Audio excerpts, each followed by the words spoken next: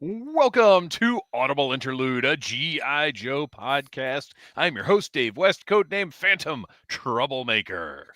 And I'm your co-host and Cobra chairman, Noel Wood, codename Crapshoot. And I'm your Cobra intern that learned you can use enough contact strips to hang a stripper pole. Codename Legion Cub. What? Okay. All Follow us wherever you listen to podcasts. Click that follow button. And on Instagram, follow us at Audible Interlude Podcast and also on Blue Sky. Although Instagram really has the more interactive features because that's where you can go to the pinned stories, click the link, and get yourself some Audible Interlude merchandise. There is still enough time to order yourself a Cobra intern shirt to wear to Joe Fest, which is June 20th through the 22nd in Augusta, Georgia. We will be there. We'll be screening my documentary film Troublemaker at 5 p.m. on Friday, and we will be hosting the kickoff panel 10 a.m. Saturday morning. Although if you look at the Joe Fest site right now, apparently we're going to be hosting it from 10 a.m. to 11 p.m. Yeah! So we will have the Audible Interlude tactical diapers available for that panel. So check those out. And then at some point during the weekend, probably Friday night, we'll be hosting a double secret panel, unauthorized bootleg panel. I don't remember. What did we call it last year? Do you remember? Oh, Yeah, me Alcohol was involved. I No, not at all. don't Not at all. remember either. This is a late night straight edge panel, a celebration of sobriety. Oh, and I'm responsibility. sorry. Alcohol was involved for me before this panel, so I don't remember anything. So yeah, go to the Penn Stories, check out our merch. Kristian? Well, I wanted to put it out there to all my fellow Cobra interns. I am working on something special, a little giveaway, since we will have a booth at Joe Fest for everyone that comes up in their Cobra intern shirt. So Ooh. make sure you wear it. Make sure you come by. Yes, we will be at table 28 right across from registration. And then I'm not quite clear yet on what the setup is. Apparently there's going to be a podcast room where we can go for interviews and stuff. And then we'll have the table out there also. So I don't know. We'll figure it out. Oh, and also somebody had asked, speaking of Joe Fest, I got a message asking if we're going to be doing the walk again. And sadly, we will not, because I was not able to get into the Joe Fest hotel. I guess I waited too long and the Marriott sold out.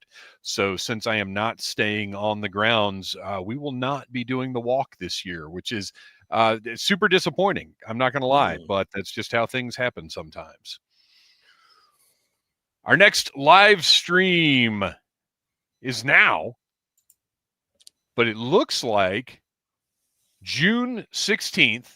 That one's for sure. Put that on your calendar. We will be live streaming away. Or maybe June 9th, because Pulse, of course, has scheduled their Yojo June live stream for 2 days after we're doing ours. So if there's enough to talk about from the Pulse live stream, which I'm guessing there will be, we will be live next Monday as well. So that is 3 live streams in a row going right into Joe Fest. And I'll go ahead and announce this right now. There is going to be a very special Needless Things live stream on June the 18th. That is a Wednesday. We will be doing, or I will be doing, a Bergie stream. Word Burglar is coming to the Needless Things channel to talk about his new Kickstarter comic book. Very excited. This is the first time he'll be back. Well, it's the first time he'll be live on Needless Things, because he's obviously been on Audible Interlude before.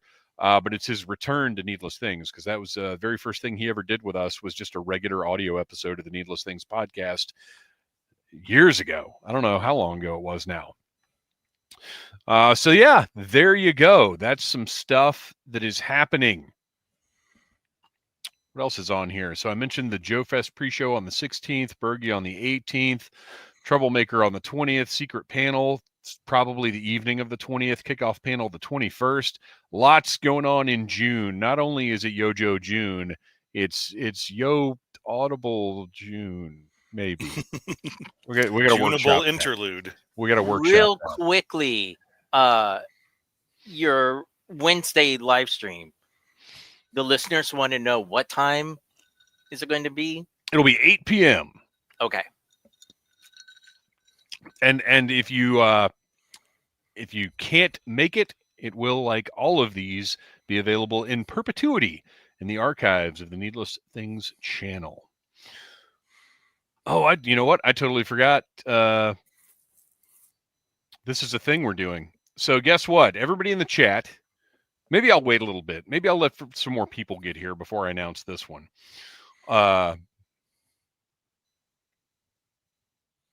Let me know when Tom.Henry shows up, if he shows up in the next half hour or so, because we've got two different announcements that need to be made, and one of them specifically concerns him. Paging Mr. Henry. Mr. Henry, you And have he'll a be telephone call at the front desk. He'll be fangry if you do not alert him. That's exactly right. Yeah, actually, speaking of that, did we talk about the Paul Rubens documentary at all on the show? I don't remember. No, it had not aired yet. Okay, so it's great. Everybody should watch it. Absolutely. Yeah, it will to hurt your heart pretty badly, to be honest. Mm-hmm. But you need to see it. Sorry, I'm pulling something up over here. There we go. That's what I needed. All right, moving along. A little follow-up. I got 4 of these guys now. I couldn't help myself. I knew I had the 2 that I ordered from Paul's. I did not cancel the one that I had from Amazon. And then one more. I ordered one more from Pulse to have an even 4 because I just love them.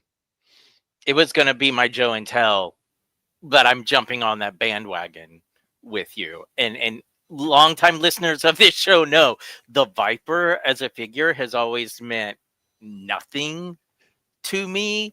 And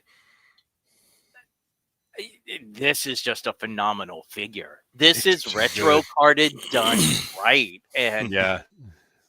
Oh, I can't believe I have 2 and I'm on the fence at ordering more because I 4 just looks so like it good so much. At this scale. Oh, if you wouldn't mind, pop Brian's comment. I was going to right after. Perfect.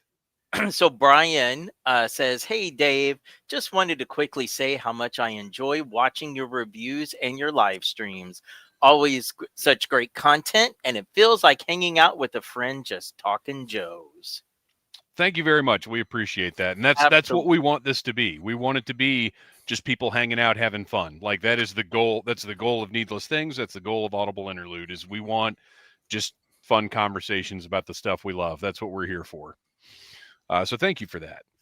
All right. So yeah, the Retro Viper Rec Ship has one too. Yeah. Well done, Dave. I submit that it is the best over troop builder Classified has put out so far. Change my mind. So all right. I love it, but the bat is still my favorite. I'm gonna say the bat is gonna be hard to top.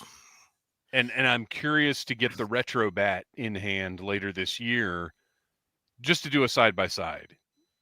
I would say that the Range Viper is still my favorite. However, with as difficult as they made it to get him, I almost don't consider him a troop builder. Well, and imagine at some point if we get a retro card back Range Viper in a little more saturated colors like this. Yeah. Well, and that's one of the things I didn't realize because getting the Retro Viper with this like just blue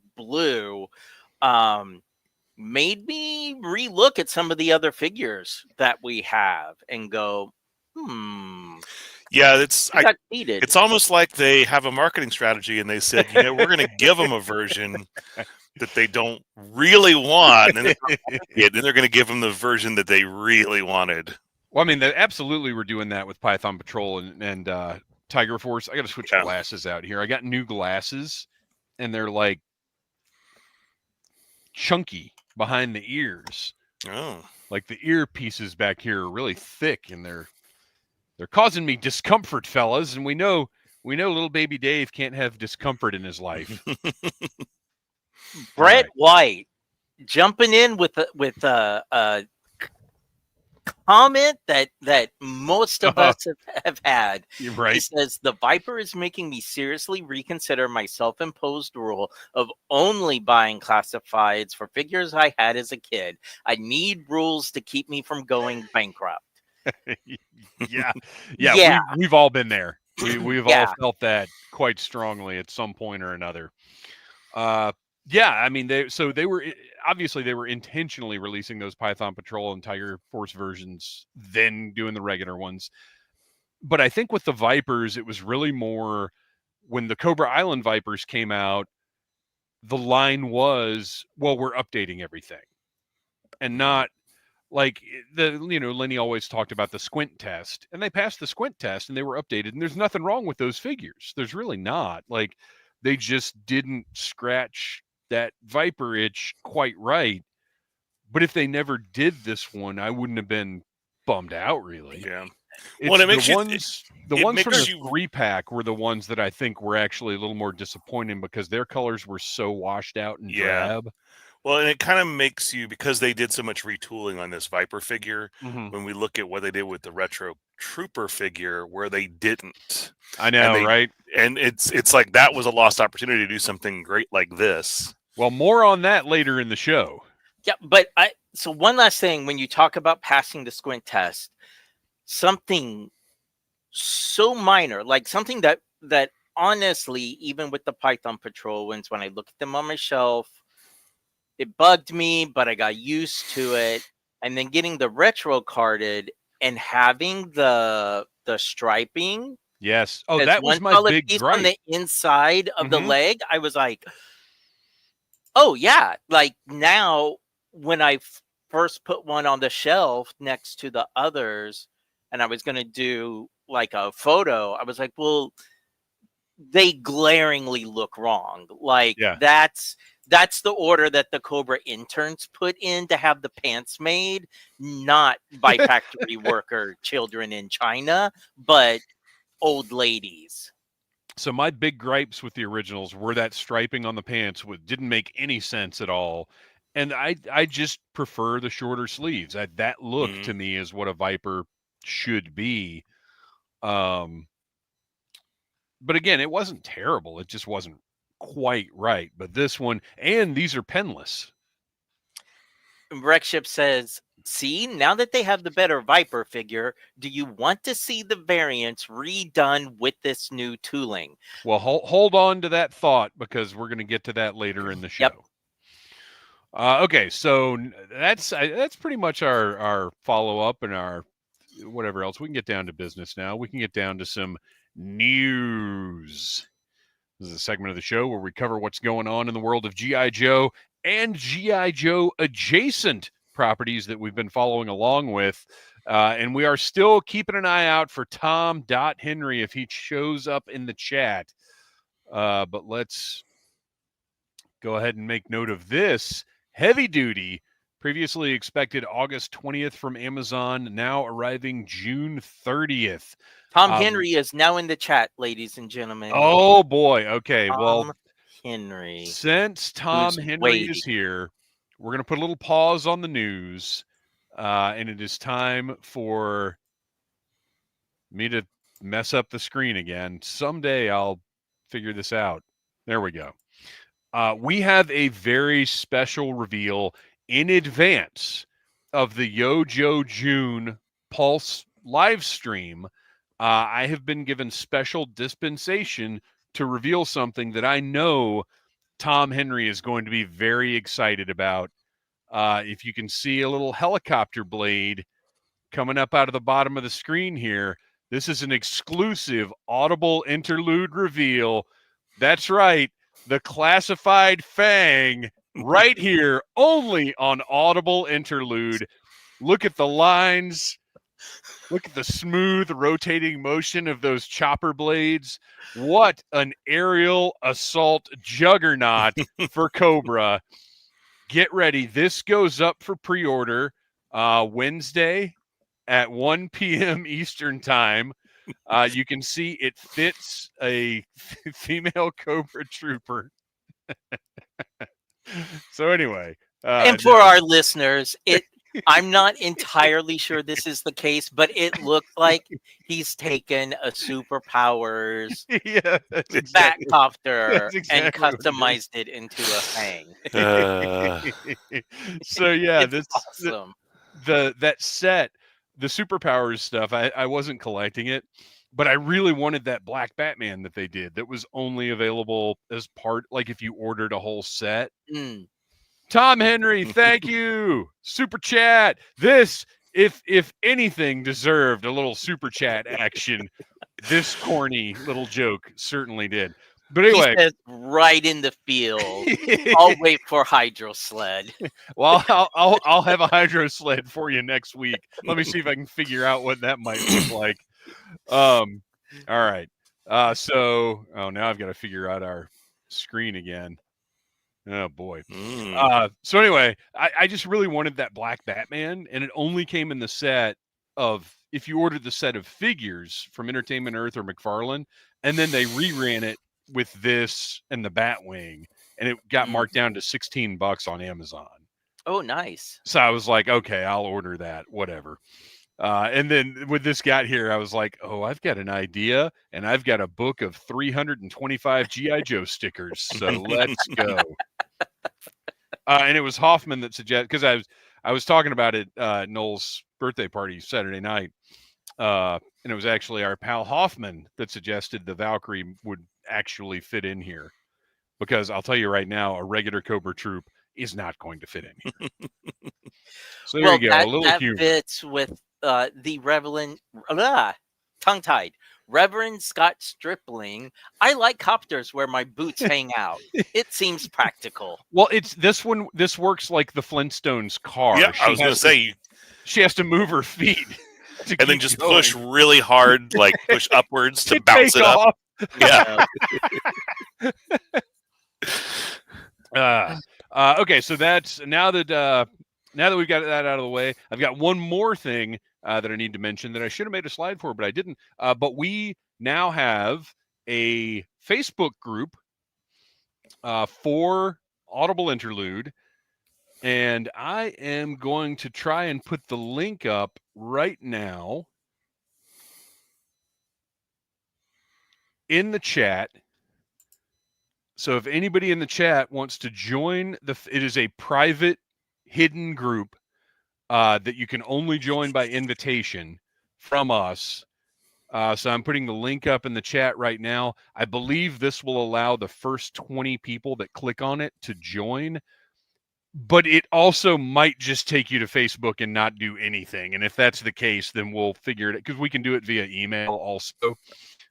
So this group is basically for us to hang out when we're not broadcasting. So get in there, share, talk to each other, hang out, talk about news. Buy, sell, trade is fine, although we do have rules for buying, selling, and trading.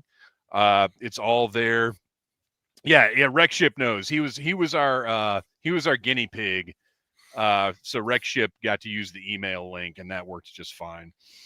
So if this link doesn't, we'll figure it out. Mark Harkness jumps in wanting to comment about the Fang. Oddly, the design of that chopper makes me think of the old Adventure Team helicopter from the 70s.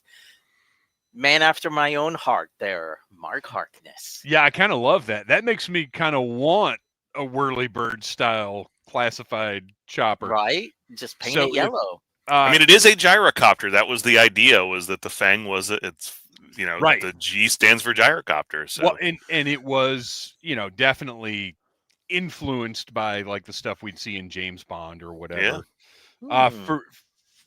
Okay, so this is interesting. Ken from Toy Connections, by the way, what is up, Ken? Good to see you here. That, I wonder if you're on mobile and you have the app, it just opens the app.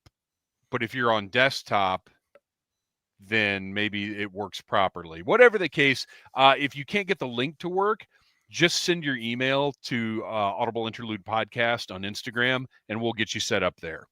And Rexship is wanting to know if he can help as well. No, let's stick to. I want to keep it pretty curated initially. Okay, so, let's see. It worked for Brett White. Okay, cool. So for any of our listeners that are not watching this live, notifications. I have approved Brett White. Yeah, anybody listening, just do the method where you go to Audible Interlude Podcast on Instagram and message us your email address, and we'll send you an invitation via email, and you can join that way. But obviously, check out the group rules. If you know the show, it's all about be respectful of other people, have fun, and like I said, buying, selling, and trading it's all reasonable stuff. Ultimately, we're not responsible for what happens, but we will block bad faith people out of the group. We're going to keep an eye on stuff. We're going to keep it from getting out of hand. And pricing wise on selling, it is anything that has been available for retail price in the last 6 months. You cannot ask more than retail price plus shipping. Now, outside of that, it's whatever. But you also must list a price with your whatever the item is. So you can't just say, make me an offer on this thing. Like you need to say, hey, I've got this. It's $37.99 plus shipping to wherever you are, or whatever the case may be. And we'll keep an eye on that stuff. And like I said, we just want to have a fun environment that's, from what I understand, different from many of the other G.I. Joe Facebook groups, which is why I want to keep it pretty curated at first. Keep an eye on who's coming in and who we're hanging out with. And we've gotten multiple comments, so I just want to put it out there for everybody. Yeah, the app, it does not work through that. So yeah, if you can do it on your desktop or, like I said, just shoot us a message at Audible Interlude Podcast on Instagram, and we'll send you an email link and get you in that way.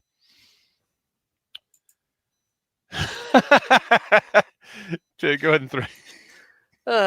Most Rexship 85 with most Joe groups are, for lack of a better word, cesspools. Yeah. But we're going to be like a certain kind of cesspool. Yeah, we're going to be very very careful of it. And look, we're not going to tolerate any nonsense.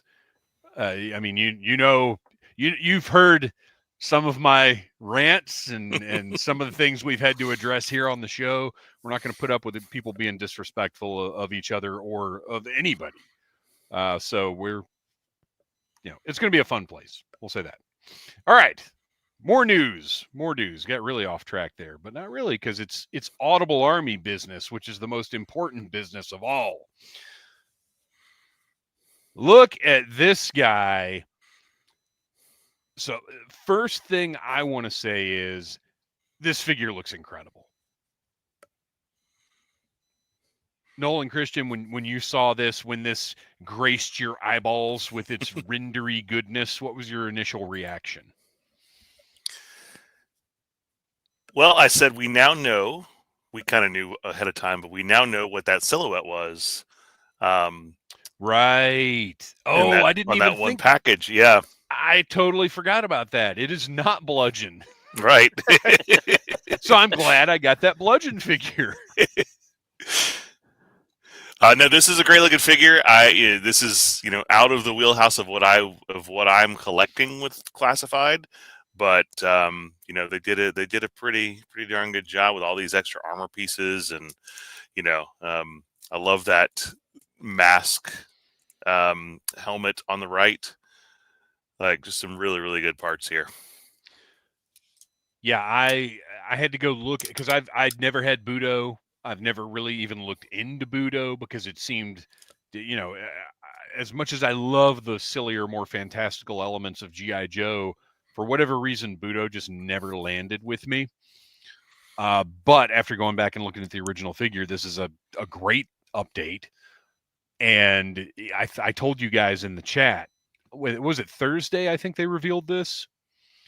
I think so. I Yeah. told you guys in the chat, like, I think it's awesome, but it's a pass from me. But you know how I am. The more I look at it, the more I think about posing this thing. I'm going to order it. I can't help myself. I mean, it just looks like a great toy. Now, I don't, however, think I'll use the full samurai armor. Like, it looks cool, but I do still want to keep him pretty, like, tactical, you know? Yeah. I think it's interesting that the two head sculpts are so different. Yeah. That he's got facial hair in one and not the other. And I mean, it's almost like it's two different characters. Well, and I wonder if there's any precedent for that. If I'm remembering correctly, there was something in the comics dealt with like one of his ancestors, which would also explain the full samurai armor. But I'm not positive. I can't. I think this is just Hasbro trying to urge you into buying 2 deluxe figures so that you can display it both ways. Sure, why not? I mean, my first thought was, wow. The second, the alternate head with the facial hair and the long hair definitely caught my eye. As with you, it's a easy pass for me. However, with that being said, when we finally have the prototype reveal on a live stream and I see him in all of the samurai getup, that could possibly change my mind. Because I actually am not a fan of his military look. There's just something about it to me that's just, I don't know. It's bland when I look at the other side with all of that samurai armor. So yeah, I'm definitely more into the samurai look than the tactical look for a character like this. So Budo potentially, let's see. I think what renders we usually get 3 months. Typically go up for pre-order 3 months after we see them. Is that right? Although I think that there have been different cases. Yeah, and right now everything is kind of a right. No pun intended crapshoot with it when it comes to this stuff.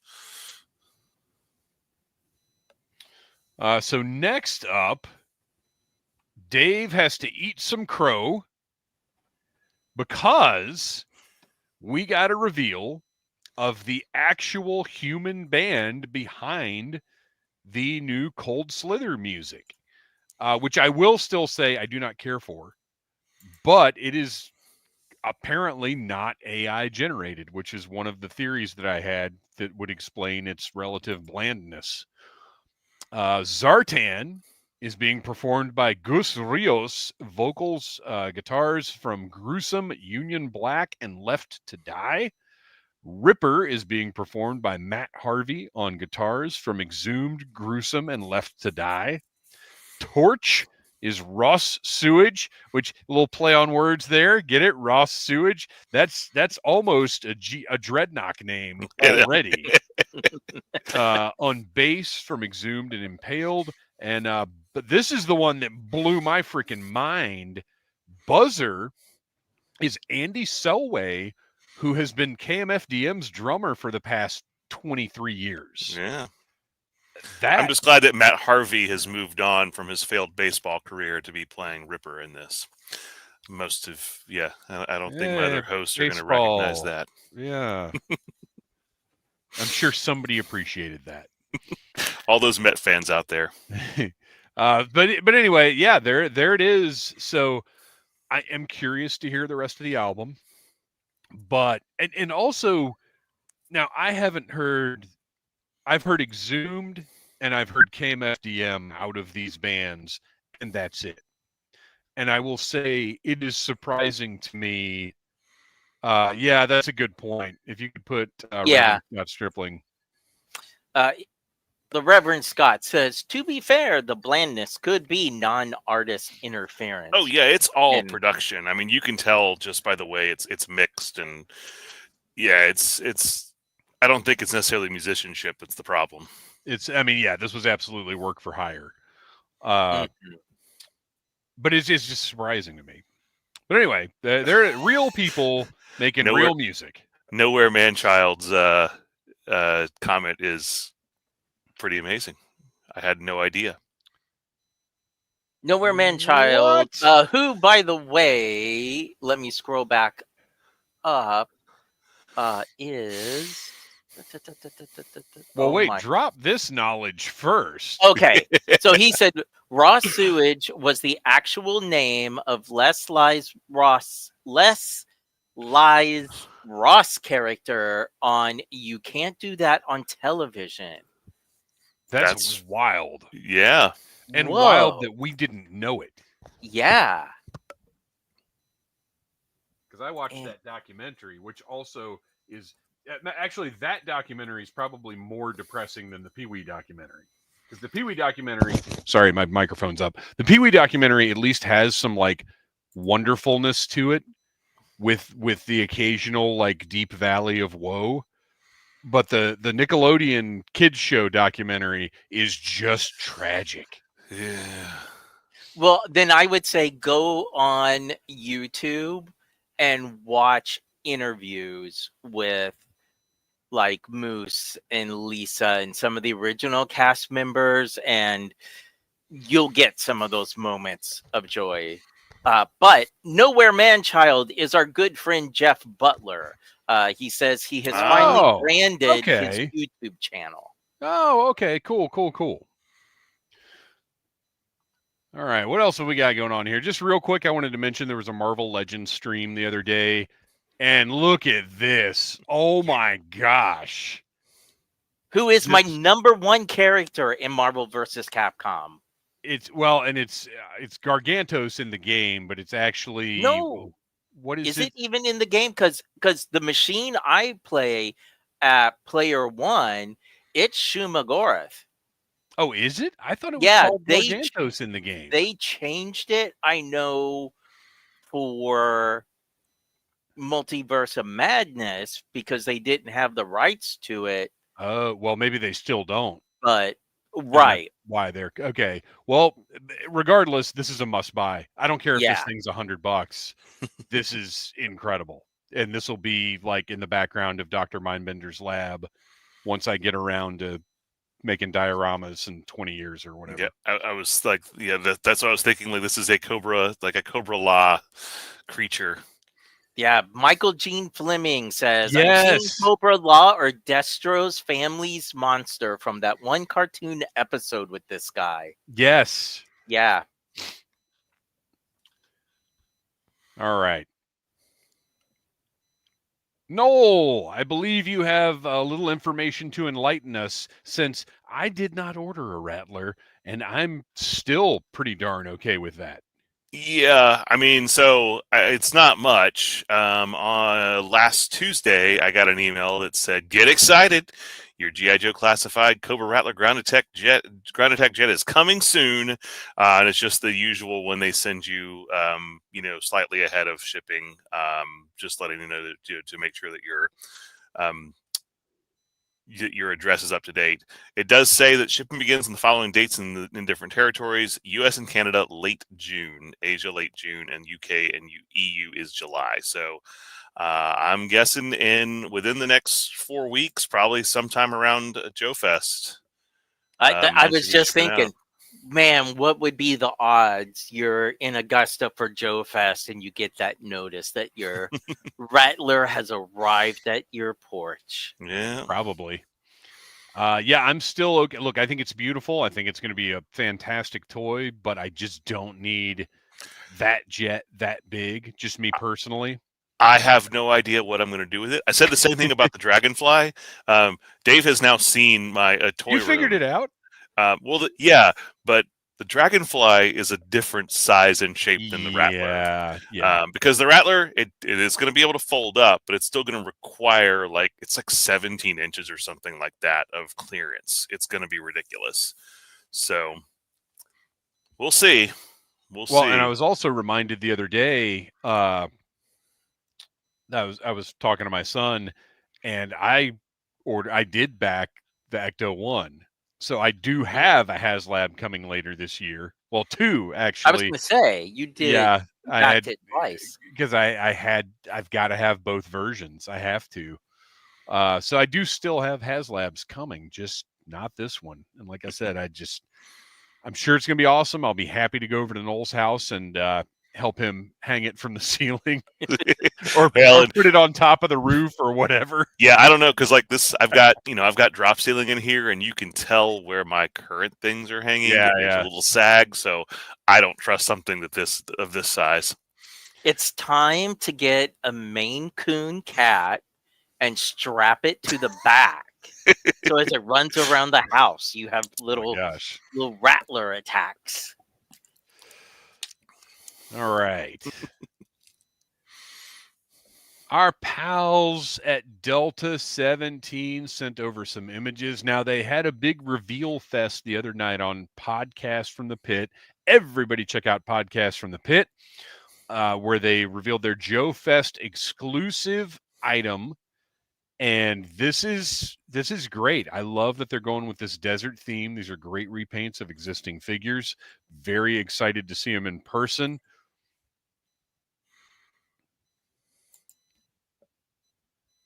There's just something appealing about that desert camo, and Delta 17, as we know, or my opinion, Delta 17 is the closest thing you're going to get to the original vintage Real American Hero line. The quality of the plastic, the look of the figures. Like, look at these 2 figures. These look like they easily could have been like 87, 88 figures. Mm-hmm.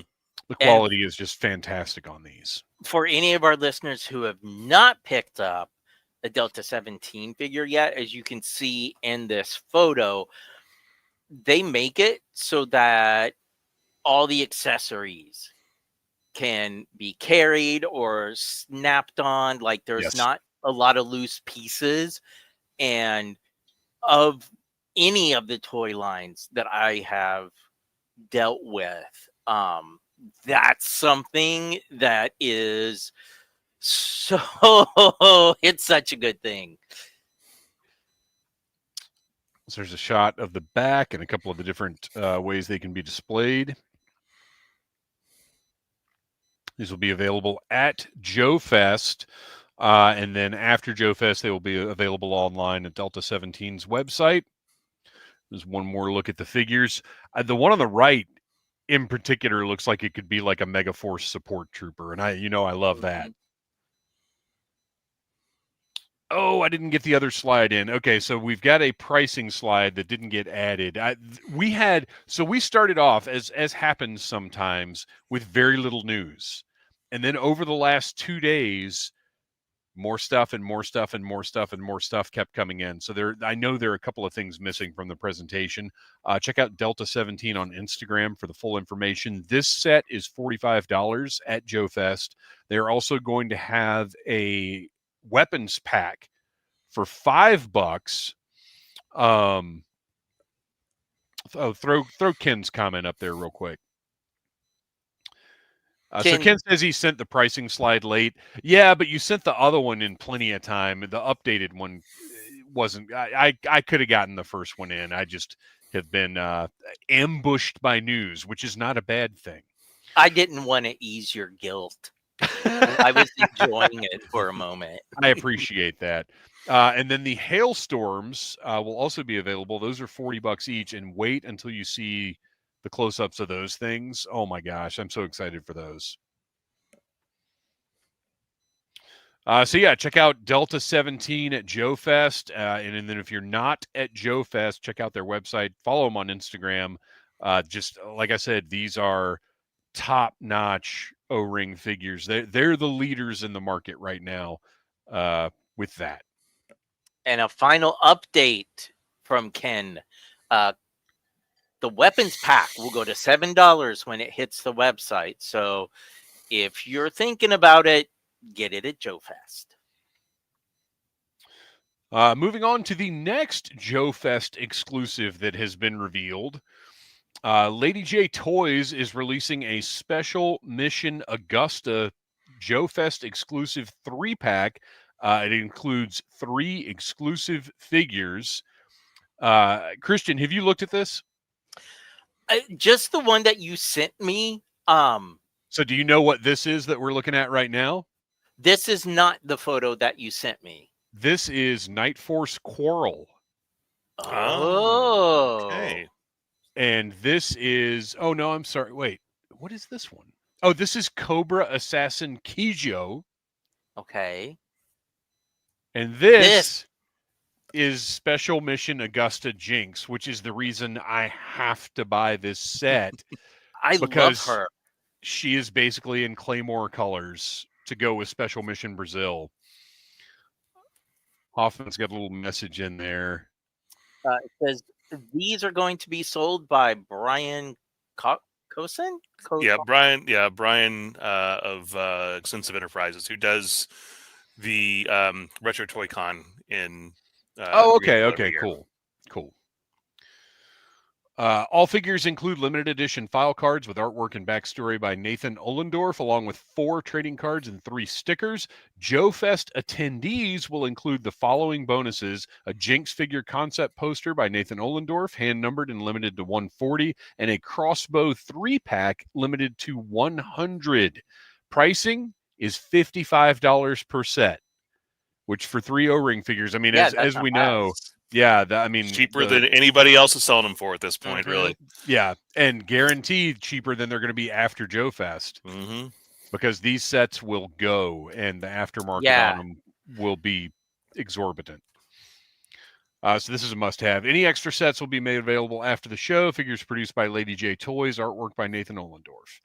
So cool-looking stuff there. But this Jinx, oh man, they found one of my weaknesses. They could reproduce every G.I. Joe figure in some kind of Special Mission Brazil colors, and I'm in. Oh, great. See, Tom Henry's got a good one there. And see Special Missions Brazil. I look at her and see Jinx is wearing leopard print. That is a girl who knows how to look good when she goes out and fight. Like, that's Peg Bundy underneath that hood. I think she and Battlecore Leatherneck would get along as well. With his giraffe pants. This guy. Yeah. You're not wrong. You're not wrong. All right. Let's see. Kristian, I apologize for lording over the comments tonight. But there's been a lot of stuff. Tom Henry, my wife just opened a package with a new shirt. It's bright orange with blue flowers. Do I tell her my first thought is it looks like she's an alley viper? Tom, no, you don't. Well, how good of a sense of humor does your wife have? Well, that's fair. That's fair.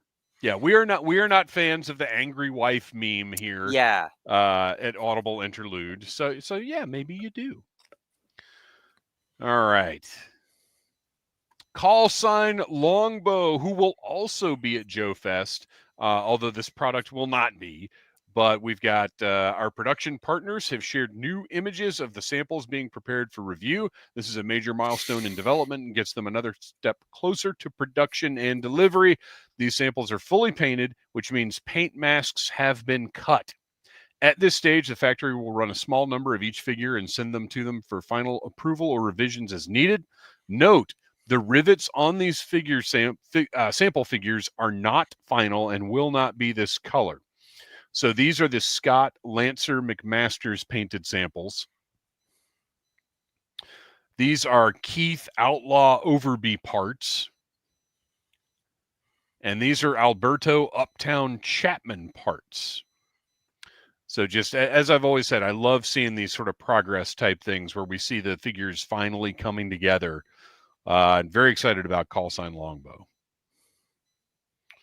And then finally, a little something for Joe Fest and for DFW. Call Sign Longbow reinforcement coins, a new fun way for them to interact with convention attendees. Be on the lookout, as these coins could be hidden around the show or in placed vendors' booths. We might hand you one ourselves, or special guests might have some to hand out. Stay alert, as you just never know. If you're eagle-eyed or just lucky and encounter a reinforcement coin, simply bring it back to the Longbow booth and you can redeem it for a free figure. You will be able to redeem the coin instantly for an in-stock Ghost or a retro Wolf Trooper Skeletron from our collaboration with Skeletron. Nice. The team will be in attendance for Joe Fest Toy and Comic Convention in Augusta. And I'll tell you right now, I've already got those figures. If I get one of these coins, I am keeping the coin. Sorry, fellas, you're not getting your coin back. Wreckship also jumping in with, don't forget, Delta 17 also has the hidden egg at the show. Finding it gets you a pick with the booth team and a con exclusive. Is it a gobbledygooker? Well, I'm just like, is it a hard-boiled egg? Yeah, I don't know. There's no forgetting, because I can't forget. Egg. I can't forget something that I didn't know about, Ken. All right. I just want to mention really quickly to check out Carson Metaxas's new project on Kickstarter. It is an incredible looking history book of his father and grandfather's service. Well, it's mostly his grandfather's service, but curated by his father. It just looks awesome. And if you backed any of his other projects, just go through the links there on Kickstarter and check it out. Very exciting. I ended up backing it. I wasn't sure if I was going to, just because, let's be honest, Dave doesn't read a lot of history books, but it just seems like such a cool special project. And I think it's something Mongoose would enjoy seeing too. So I'm going to, I backed it. I want a copy. I think it's something special. And now we got to move on to what is probably the main event of the news. Doug Hart at Joe Fest. That's not the main event of the news. I forgot that slide was in there. But artist Doug Hart, who has done all the art for Call Sign Longbow and who was an artist for G.I. Joe Real American Hero, will be in attendance at Joe Fest, and will have $10 Call Sign Longbow character prints available to be signed. So hit up Doug Hart, incredibly talented artist with deep roots in the franchise we love so much. All right.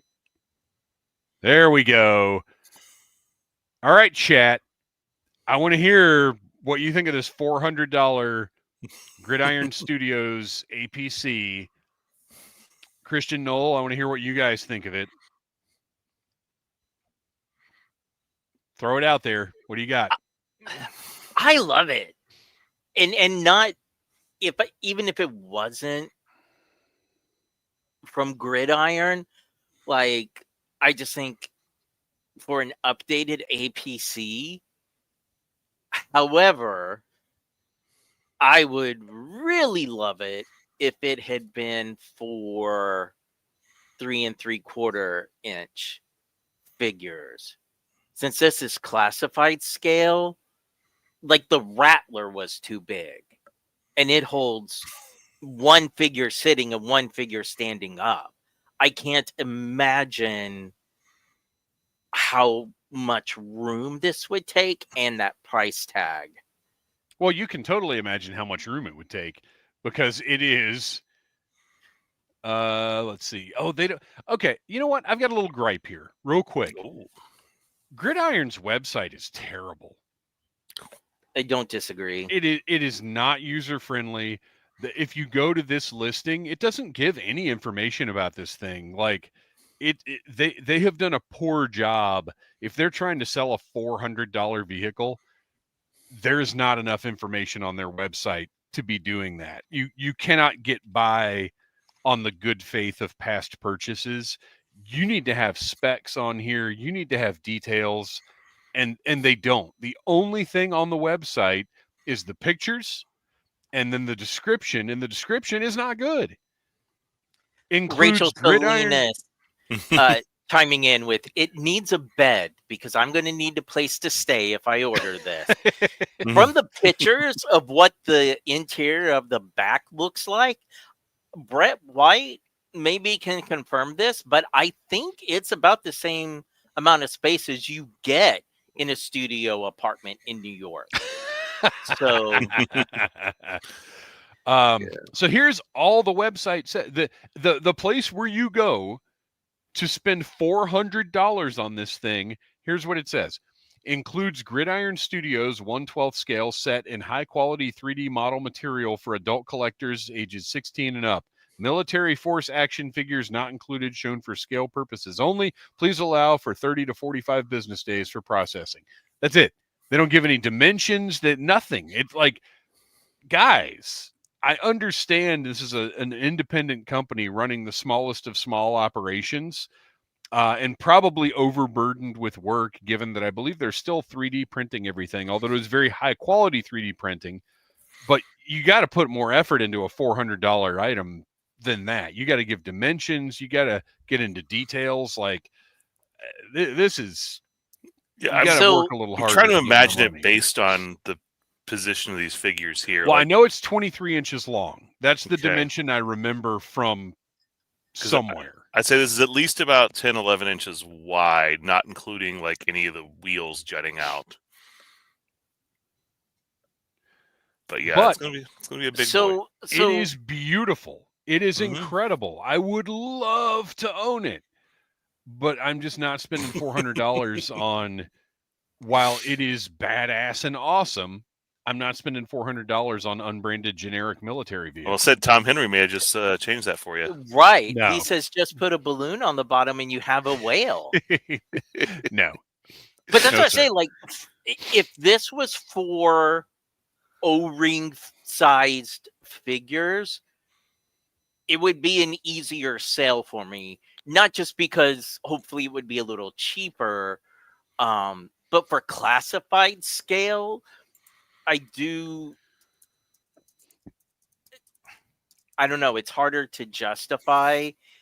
I don't know. I kind of get it though, because having something this big, because here's one of the reasons classified is not as much fun for me.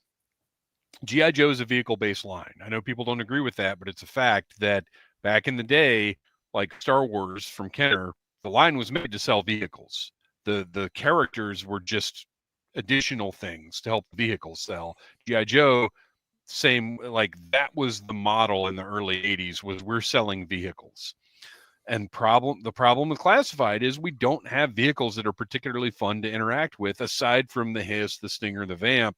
But like, we don't have these big, cool vehicles.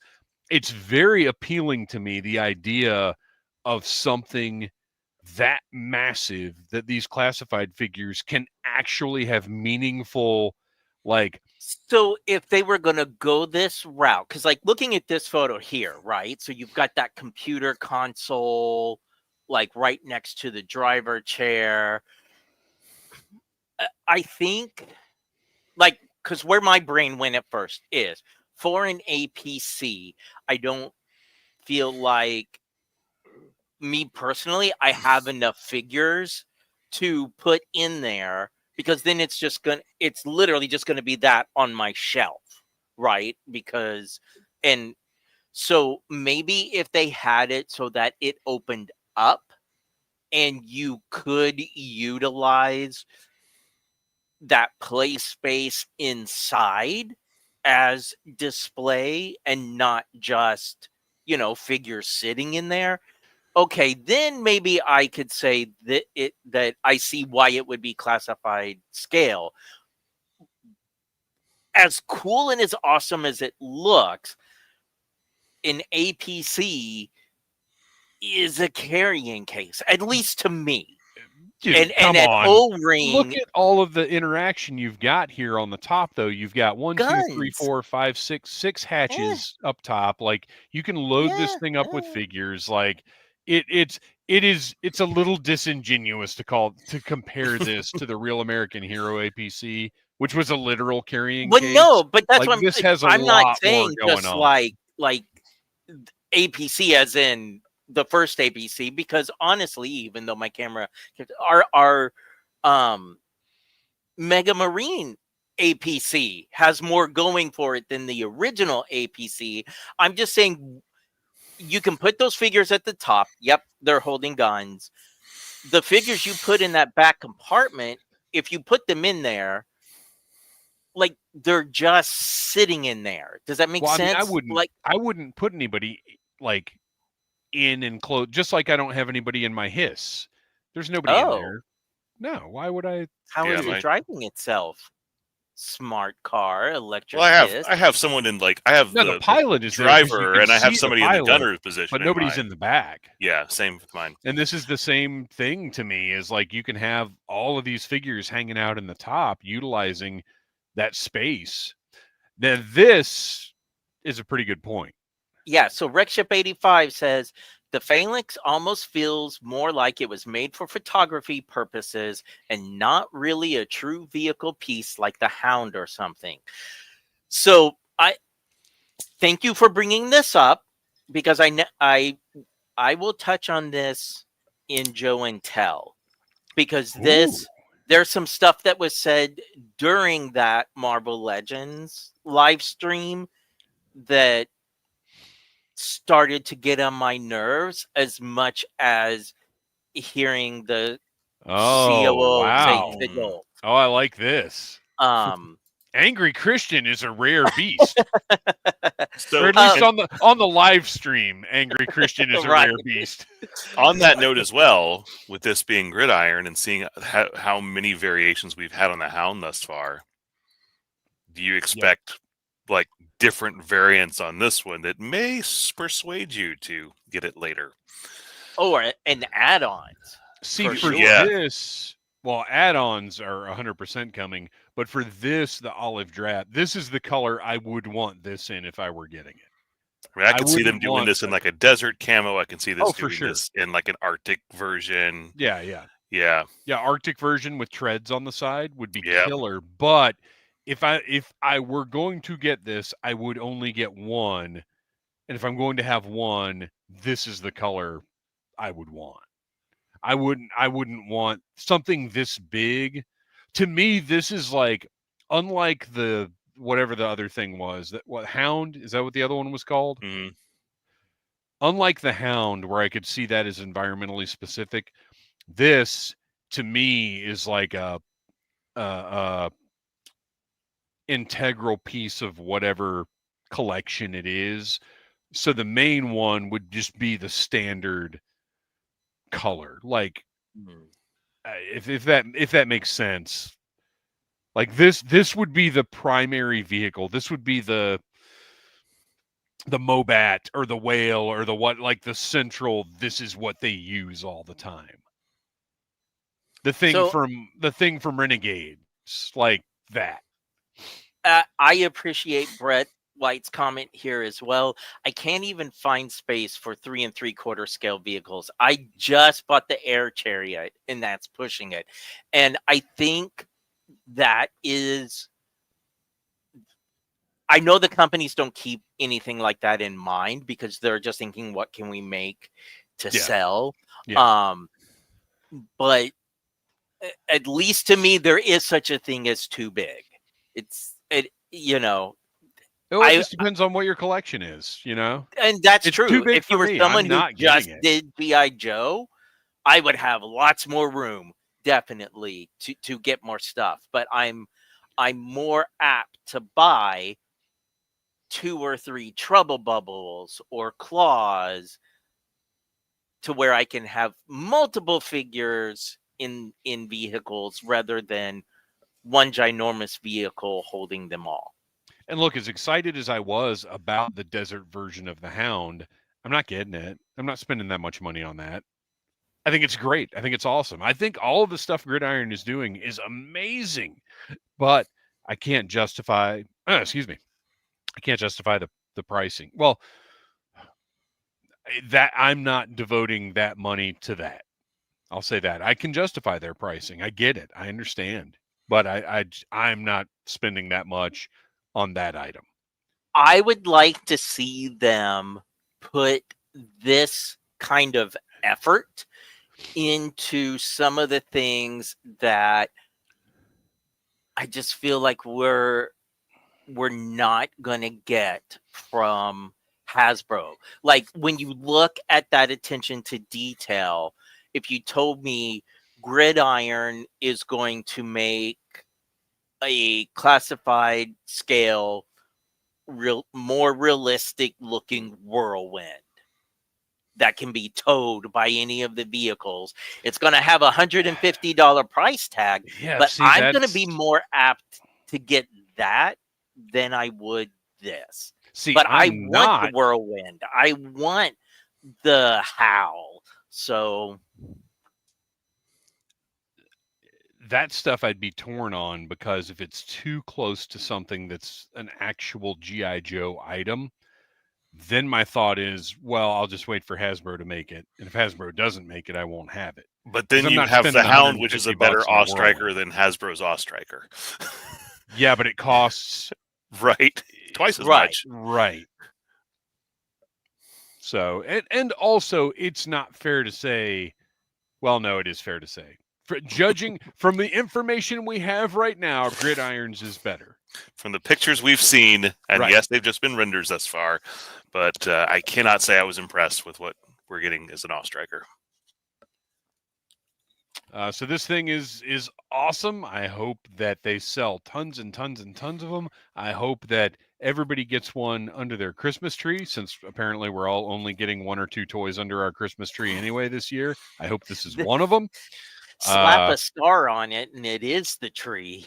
And I will say, just picture some nice decals on this thing. Some Joe decals, a white star here and there, 47 not a step stickers. It's going to be a beautiful piece for people that get it. All right. Next up, got a little look at the test shot of the 6-inch Skeletron from Skeletron. And it's looking real Eddie from Iron Maiden, which I love. From the, was it Somewhere in Time? And I can't think of any cooler thing for it to look like. And then we've got shots of, same kind of thing as Sign Longbow, just factory production pieces. Everything's moving along. Should have some toys before the end of the year. All right. You know what? I'm going to do everybody a favor this week. And I am going to torpedo Tariff Watch. Boom. No tariff talk this week. We're having too much fun. So we're going to, speaking of fun, we're going to have some fun right now. Because initially it looked like we didn't have enough news. So we were going to throw out, and this is another one to throw out to the chat. I want to hear your feedback on this. Updates. So we were talking earlier about our new favorite Cobra, the Retro Cardback Viper, which this one, by the way, this is the 4th one. This is probably going to stay on my desk for a good long while, because this is he just looks so cool. I want to have, I've got like some of my favorite stuff stays on my desk here. And I think this guy is staying here for a long time. Looking back at Classified, what characters are most in need of updates, and which version would you choose? So everybody in the chat, which characters that have already been produced need updates? But if you're going to update them, what version? What would you like to see? Because I'm not saying they necessarily, like, let's say Lady J is one that needs an update, which I think Lady J is. Well, so we've already gotten a retro carded Lady J, but she wasn't the retro carded Lady J that I wanted. I still want those Sunbow colors, but we also know that every version of Lady J they've put out thus far has just been warming pegs. So I'm afraid they will not do that version. Well, she's on my list. Well, really quick, Kristian, Yeah, so Rachel Salinas, for our listeners, she's wanting to know, is that the famous Cobra chair that Noel is sitting in? No. Is that the infamous, Infamous. like Sorry, El Guapo? infamous. More than famous. Yes. Yes, Yes, this is the indeed. Cobra chair. And I got to see it in person, and it is just as impressive as you'd think it is. It's unbelievable. Sturdy as heck. Like this will outlive Noel.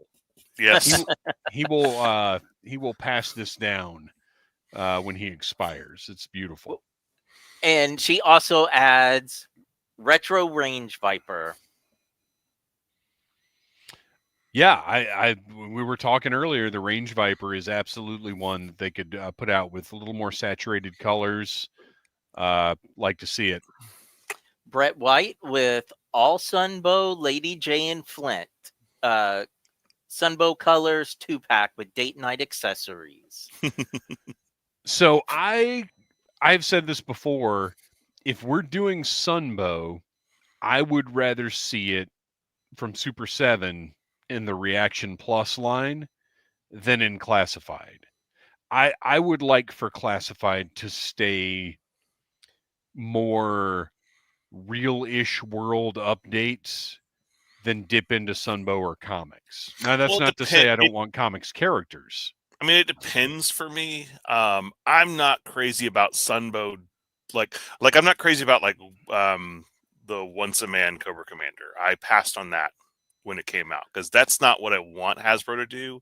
But when it comes to just like redecoing a figure, like a Flint or a Lady J, that's fair game for me because Hasbro's done that. I mean, Hasbro's put figures out in those colors before. So to me, that's not a stretch. So, to get back to Lady J, let's wrap her up. I think they do need to do another Lady J. I think it needs to be 100% new tooling. They need to make her proportionally better, thicker, more solid. They need a new portrait. Because if you compare that Lady J figure to what Classified looks like now, like compare that to the Scarlet. I mean, Yeah. So I think Lady J needs an update, and I think if they did that, just a brand new one in the spirit of what they did with the retro cardback Duke and Scarlet, I think she'd sell. I don't think there would be any problems. I don't think she would sit at all.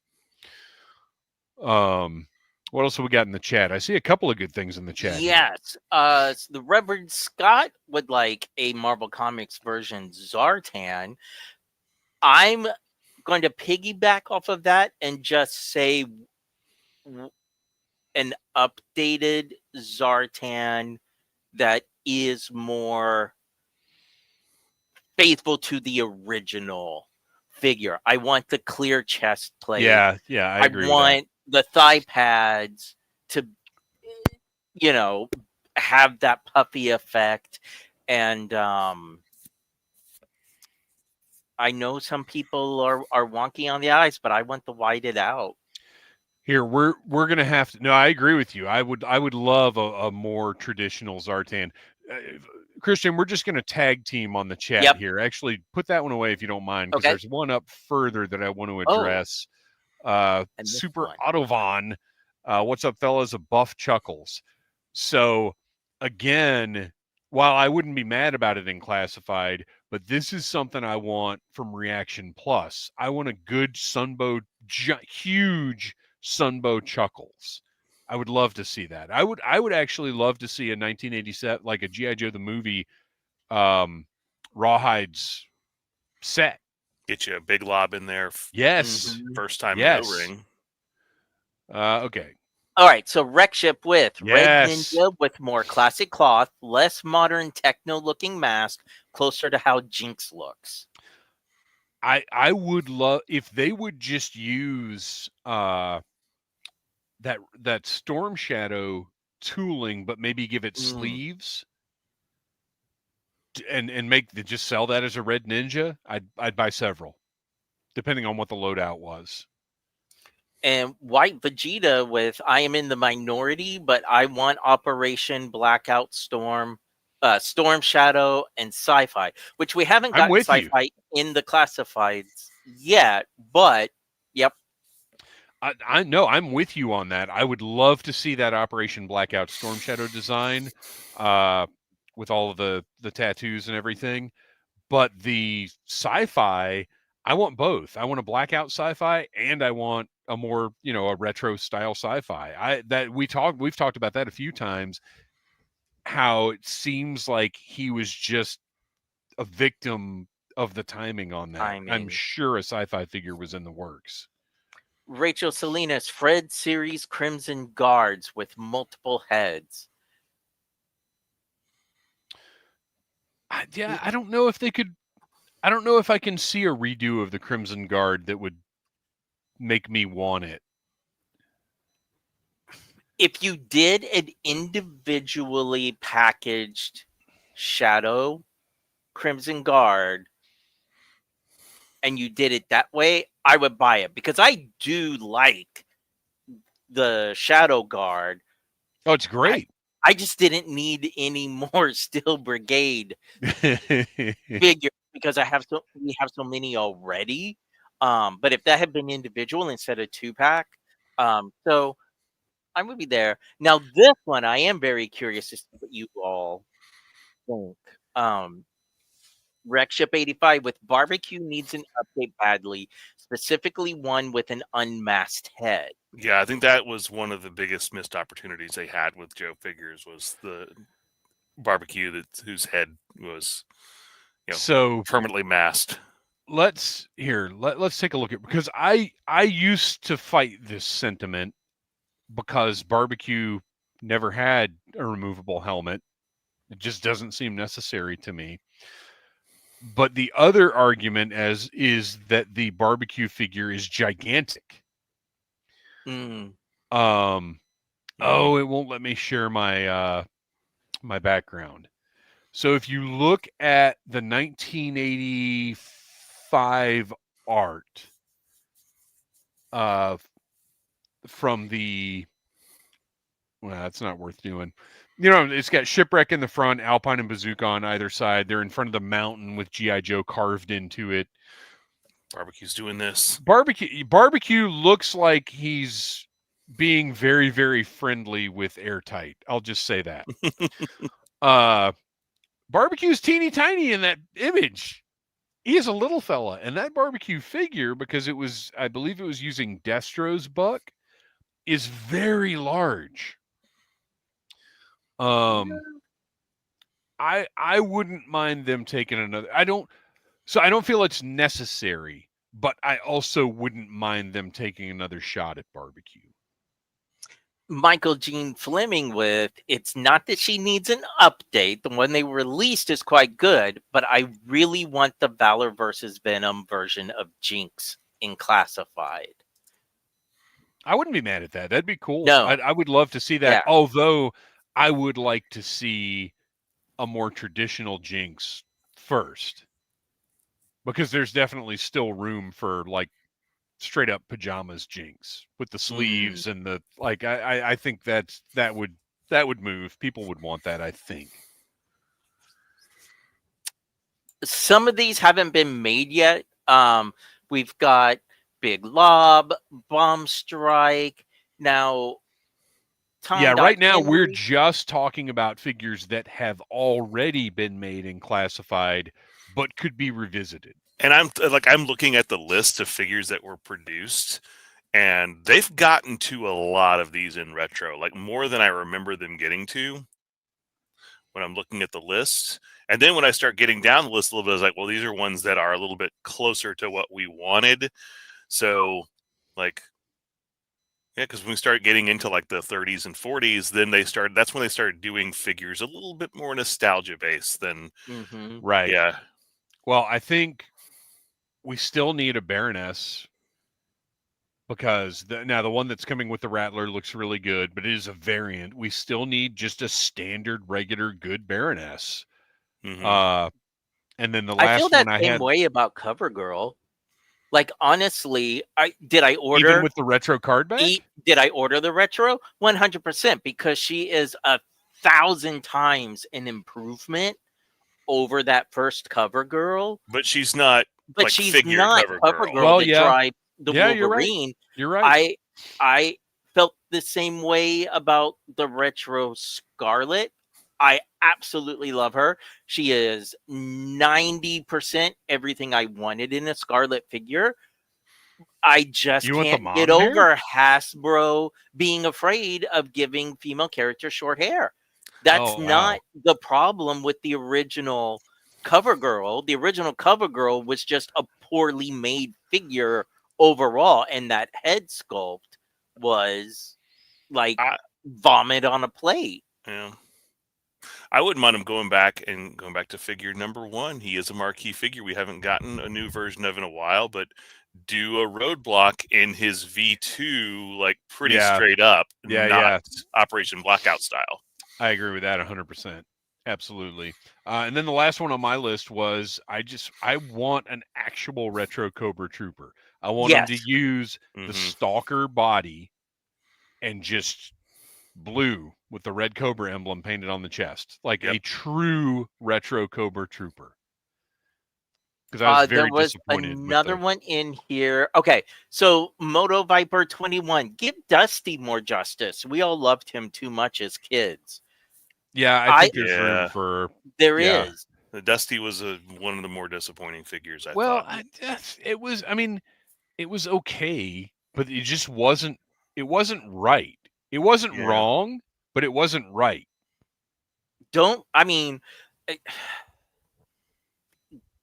Give us the soft goods on the back of the helmet. Yeah. It would make a world of difference.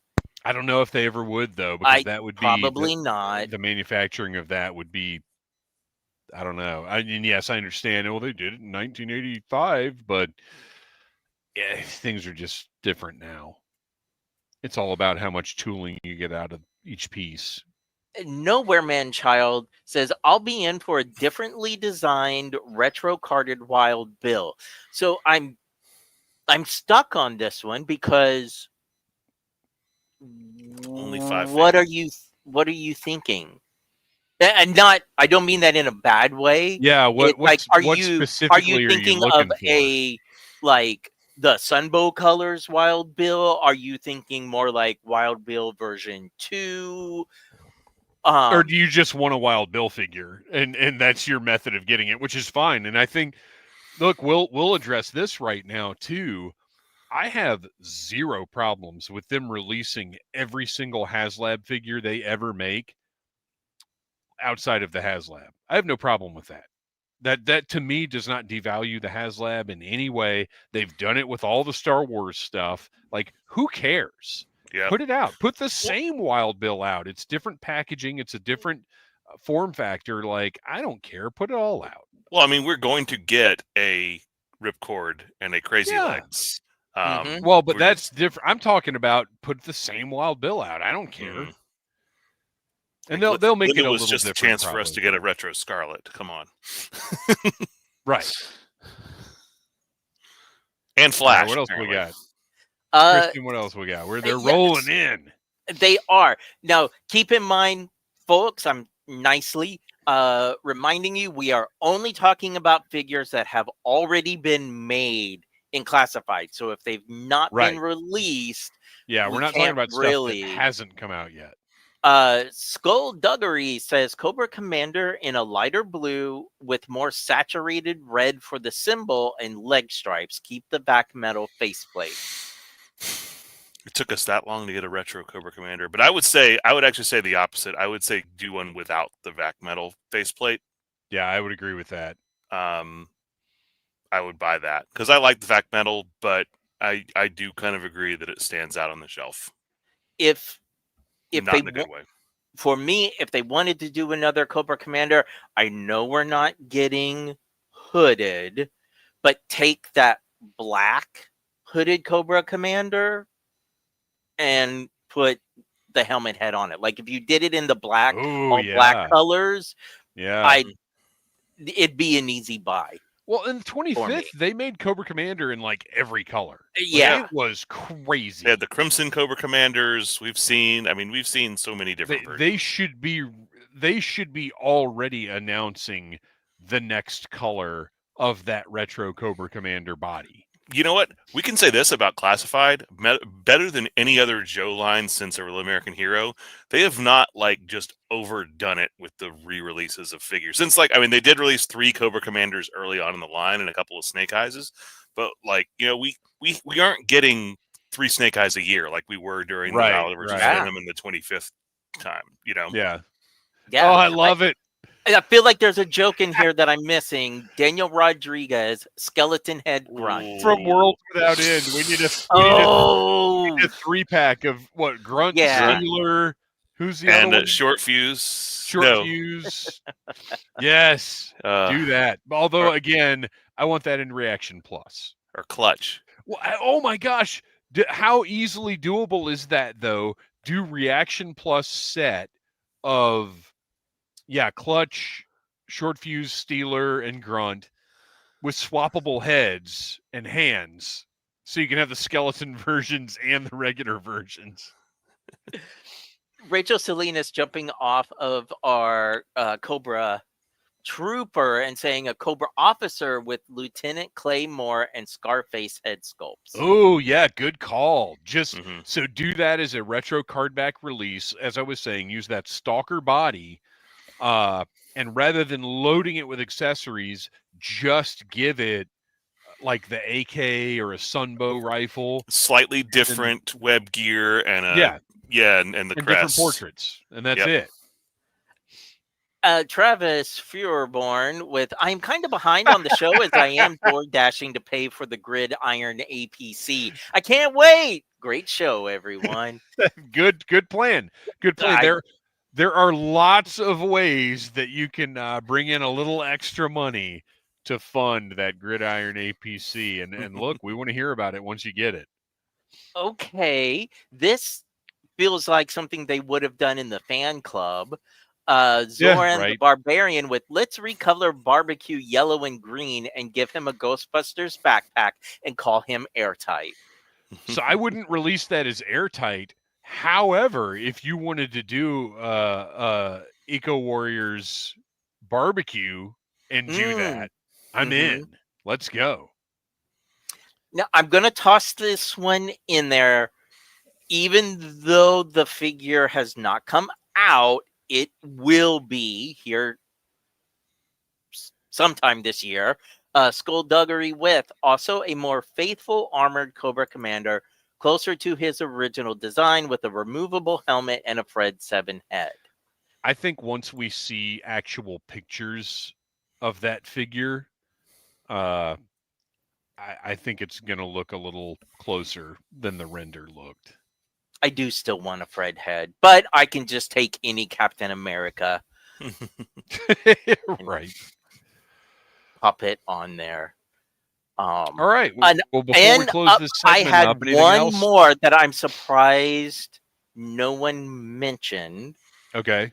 But Buzzer of the Dreadnought. I want Buzzer and Ripper. I think even though the glasses bother me, I still think they did a good enough job with Ripper. I'm not poo-pooing on anybody that wants a different version, but definitely Buzzer needs to have glasses molded onto his head and needs his actual chainsaw gun. He seems now, because I'm fine with Ripper now. I've come down on the side of yes, the sunglasses should be molded on. Backpacks for all of them too. Yeah, but Buzzer stands out on the shelf as just looking light. He doesn't look as good as Ripper, and certainly not as good as Torch. He's a thinner figure. Like, he's in the very back of my Dreadnoks display. He's only in the front of mine because he keeps falling. And then he well, he's back there to keep him from falling too, because he also will not stay up straight. Yeah, even with a figure stand. He realizes he's unloved, and he's like, I just can't take it anymore. Well, that brings us to the most popular segment of the show. Wait, if you are following, we have what? one last What? one No. come in. No, I have one No. last one come No, we're in done. It's too late. that made me think of a second one. Sigma 6 Cobra Commander. Yes. Now, if we're including those kind of variants in it, a Sigma 6 Firefly. Heck yes. And I'll leave it at that. Sure. Okay, moving on to the most popular segment of the show. If you're following us at Audible Interlude Podcast on Instagram or on Blue Sky, every time we're doing a live stream, we ask for your input as to what we talk about. And that segment is called Sound Off, where we go to the Audible Army for content suggestions. And we've got a lot this time around. We probably should have dropped that last segment if we were in our right minds, but we're not. So let's move on. I did think after we spent almost an hour on news that it was a little odd for you to go into a bonus segment. Well, I was kind of excited about that segment. And also, I just wanted to knock it out before the live stream because that might have made some things moot. I don't know. We'll see. Knox Levitt 1 commented, Joe Fest, do a quick Joe Fest poll. I love planning for this event. Also, keep reminding us when your events are at the con. So we did that at the start of the show, but I'll do it again now. 5 p.m. on Friday, we will be screening my documentary film Troublemaker, which is a feel-good movie about all of the stuff that we enjoy so much. 10 a.m. on Saturday, we have the official kickoff panel, and then sometime Friday night, we will be doing a double secret bootleg unauthorized panel live with booze and who knows what else is going to go on. Last year, I bought a box of earthquakes. Yeah. Last year, I ran out the sale and bought a box of earthquakes and gave earthquakes away to the audience. So keep an eye out on our socials for when and where the double secret bootleg panel is going to be. Joe Fest poll. I don't know. Tell me what you want in the Joe Fest poll. I have no idea. There's quite a few people in the chat throughout the evening that have mentioned that they were going, and there's at least a couple I saw that said this will be their first year. So, oh, nice! You're gonna love it. Yeah, it's fantastic. Silent Interlude. I'm pumped about the Wave 1.5 reveals from Delta 17 Toys. Can't wait to see what they have for Wave 2. Excellent. Same for us. Wreck Ship 85. Though all seems quiet on the Mezco front at the moment, what character do you want to see them take a crack at next? I wouldn't mind seeing them do a figure of one of the 3 main Dreadnoks. So as someone who has collected all of the Mezco G.I. Joes and just a couple of weeks ago put up my review of Duke, which I finally got my hands on, I don't want Dreadnoks, because I don't want them to start something that they're going to have to make 3 of. However, Mezco Dreadnoks would be incredible. I want a Baroness. We've got Destro. Like, if they were only going to make one more figure, and they may be making no more figures, I don't know what's going on with that. Baroness would be my pick for, Baroness or Scarlet. Either one. I would really like to see. What about you guys? I would say I'd like to see a Major Blood. I think that would be that'd be killer. Also, if you've ever thought about getting any of the Mezco 112s, Destro is on sale for $50 right now. Yes, on Big Bad, and he's a great figure. But don't get him, because as soon as you get him, you're gonna want the rest of them. Then you have to spend $112 on each one of the other ones. Right. That was my thinking when I read this one, because I was like, man, what figure would I love to see? But what? Oh, I'm crazy. Do I want to see to make sure that I don't buy it? Strike what I said. I want a Mezco bat. Oh, then you have to buy more than one. Yeah, that would be unbelievable. And really, the bottom line is, like, the Mezco figure, because I was not super excited about the Duke. That's why it took me a little longer to get it. The missus got it for me for my birthday, because some of the higher price stuff I've just had to put on the back burner because there's so much stuff coming out over the past 6-8 months. But once I got the Duke, it's freaking awesome. It is great. And every Mezco figure is going to be like the best version of that character to me, because I think 112 Collective are the best action figures ever made. A Mezco bat would be unbelievable. Well, I was thinking the version of Low Light that we call Disco Rave, with the netted shirt and the black beard and hair. Be awesome to see, guaranteed not buy. Kristian, give us your weirdest out there pick for Mezco to do. What is the most unlikely but appealing to you thing they could possibly do? Honestly, it would probably be the weirdest thing they could do, and absolutely guarantee that I would buy it, would be oh man. My brain right now is bouncing between the Sludge Viper, just because of that big underarm cannon, Yeah. or a Mezco 112 version of the Predator, the four-armed alien. I don't know if they have precedent for that, but what the heck is it? Is it Predacon? It's not called Predacon, is it? What is that? Oh, maybe it was. I just always call it Predator. Predacon was one of the that was one of the unreleased ones, or the Manimals, wasn't it? Or was that no? They were released. He was with Lobotomax and all of them. So the Lunatics Empire. Yeah. Rachel Salinas chimes in with the Mezco Beachhead, which would be great. Would that win Noel over? I mean, probably not at regular retail price, but maybe if how about Cobra Commander version 4? Oh, is that the one with the one from red? Energon Universe? Yeah, with the red faceplate. That'd be amazing. Tom Mezco Lightfoot. Mezco Lightfoot. That because they would knock his little robot companion out of the park. So that's true. Tempting. Actually, just think about Classified and how well they would do that. Oh, I'm totally looking forward to him. He's all right, on we my list. We got to move on. But good one. Third Wave Sabotage. In the last podcast where you reviewed the Deke episode, which, by the way, if you have not listened to our last episode, you should, because we review a Deke episode called Stuck on You, and it's just the worst. So go check that out. In the last podcast where you reviewed the Deke episode, Dave taught us about why they're called night creepers, because they creep at night.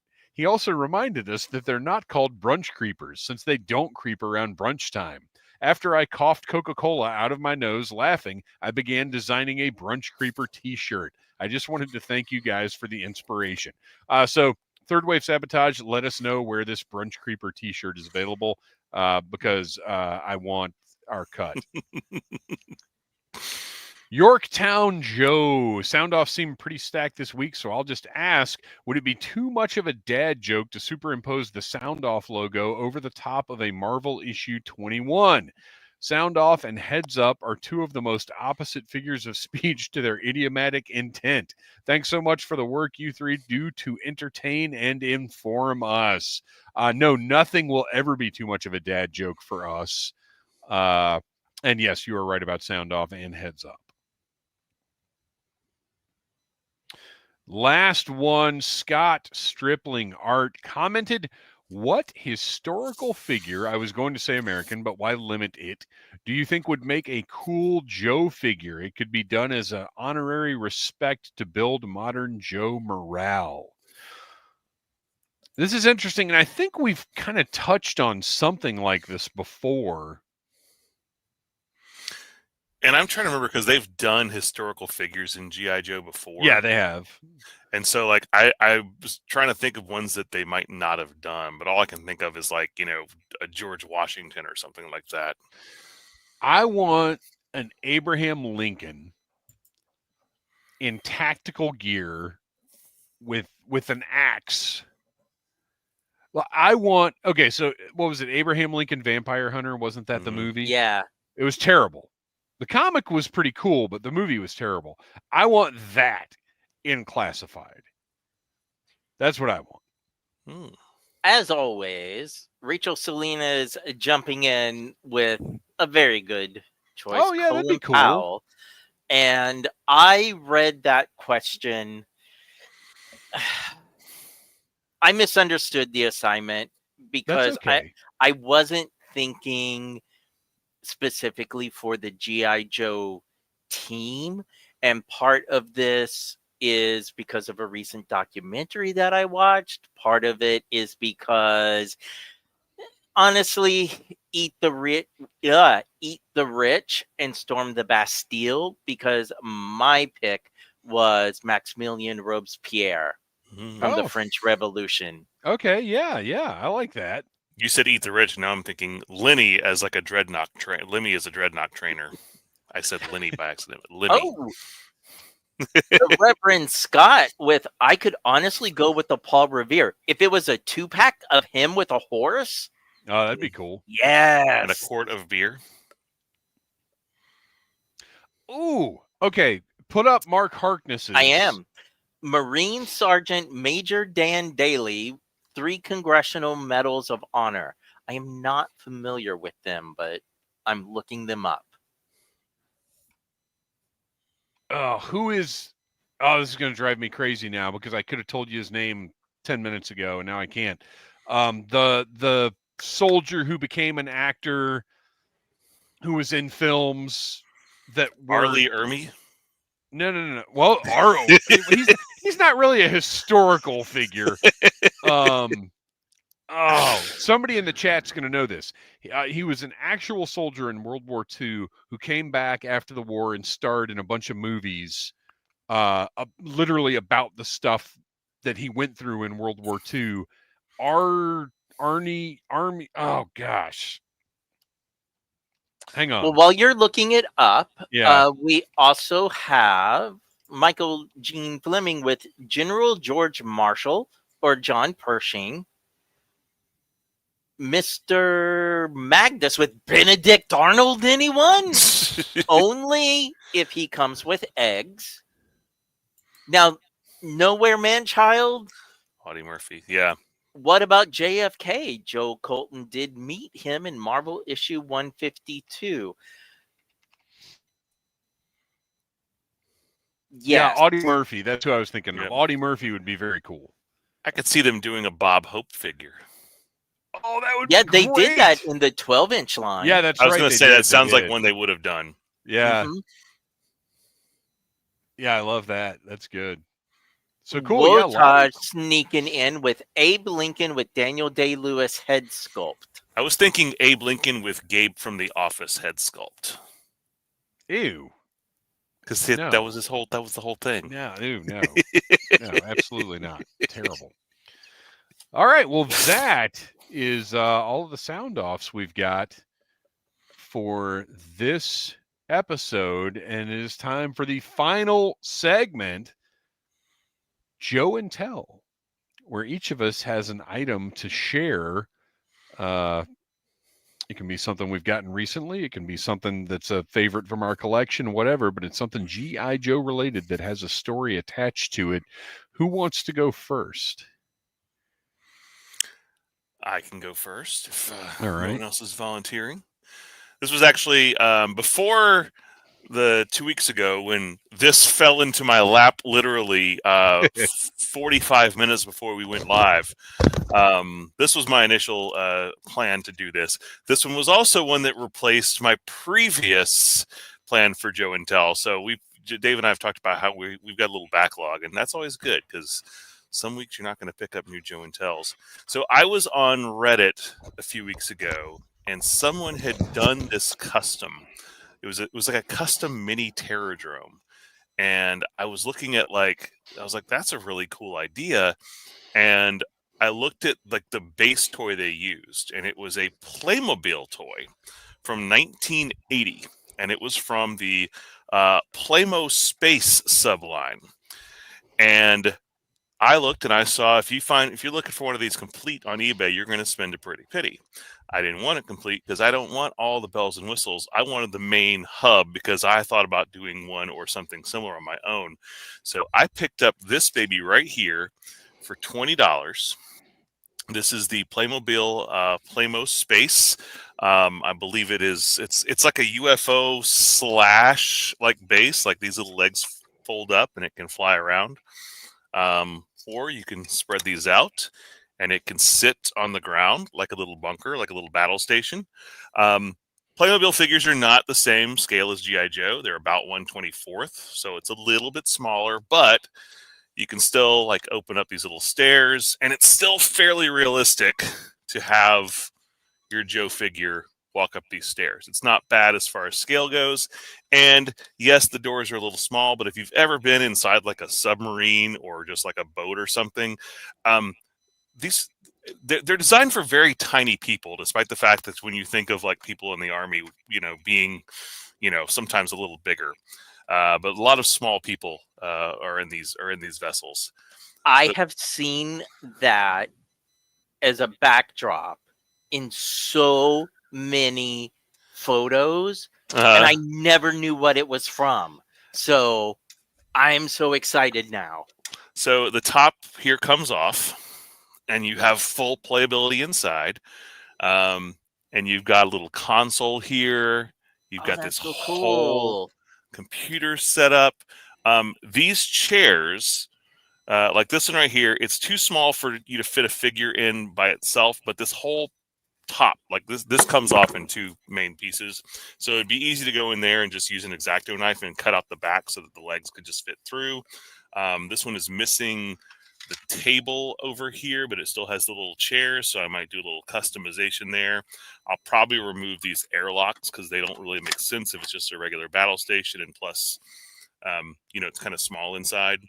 But like as soon as I saw that, and the one that was on Reddit, they had done a lot, like they had painted this whole thing like a dark navy blue, and it looked cool. But I was thinking, you know what, these colors are not that far off from a Terradrome as it is.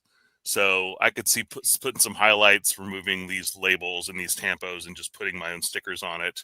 And then outfitting, there's little pegs here that are very easy. I don't know if you can see it on camera, but these little pegs right here are very easy to mount little weapons in.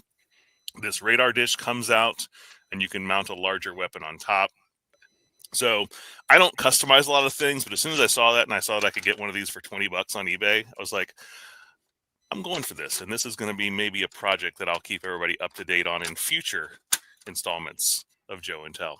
Very cool. When you showed me that Saturday night, it's just an awesome toy, regardless of what you do with it. It just looks great. Yeah. Well, Rachel Salinas suggests that you can fill it with chips and use it as a dining room centerpiece. Yes, I agree. Kristian, if you could put Tom Henry's. Yes. Let me go back up to it because I wanted to reassure him. I don't know what's going on with his. This is 2 weeks in a row where I have not gotten a notification because I do this based off notifications. I don't go to the post and look at the comments. As notifications come in, I do the sound offs, and it's not in here. But then when I go to the post, it's on there. But twice now, Tom Henry, you have done a comment on something else right after or shortly after you've left your sound off, and that shows up in my notifications, whereas the sound off comment doesn't. So I don't know what the deal is. But real quick, we'll hit you because I've got it here now. We'll hit your sound off as soon as we're done with all this. I don't know what's going on with that though. Also, this is too long, Tom Henry. I can't do a screenshot of this. Let's tighten it up a little bit. Somebody had to pick up the slack from dearly missing Mandalorian Jedi. Yeah, that's true. Where is Mandalorian Jedi? Somebody send out a search party. Okay, well, my Joe and Tell could not be more timely. The most recent episode of the Needless Things podcast, I interviewed Carlos Espinosa from Rise of Nexus. Rise of Nexus is an O-ring action figure line that is launching sometime in the fall with a Kickstarter, but it is also going to be a tabletop strategy game that uses O-ring figures. It's a really cool interview. I love the idea of having this thing that potentially interacts with all of the O-rings that are coming out right now, because you can use whatever figures you want for the game. So the timing couldn't have been better, though, because he based the game, the idea of the game and the idea of using figures for the game, off of the G.I. Joe Commando Attack game. I love that game. So the missus found this she and her best friend go out to like go far and wide to different like antique stores. And she sent me a picture of this and was like, "Do you need this?" And I said, "Do your best," because I'm not going to make her go through this whole thing and find out if every piece is in there. And I said, using your judgment, does it look like it's relatively complete? And she was like, "Yeah." And sure enough, the only thing missing is the Flint iron-on badge. Oh, which granted is the one piece or one of, I would have wanted that, but everything else is in here. It's got all of the game pieces.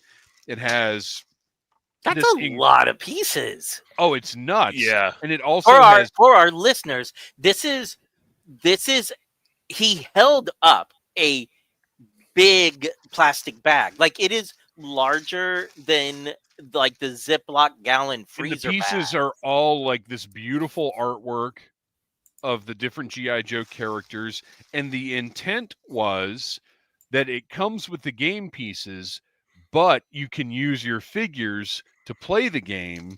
And the game has, I'm going to do a review of this on the Needless Things YouTube channel because it deserves that. There's a massive board, and it has environmental pieces that go on it, like this Cobra Supply Depot that does have a roof, but like, this is amazing. And I have no recollection of this from when I was a kid. I definitely didn't have it. So the best part about it is, so it comes with the little cardboard figures that you can sub your own Joes for, and the battle stands. But they're battle stands, so Yep. they actually have foot pegs. So that's why I loved this game, was because you got extra battle stands that you could like set your Joes up with. But like, I loved playing this game with my own figures.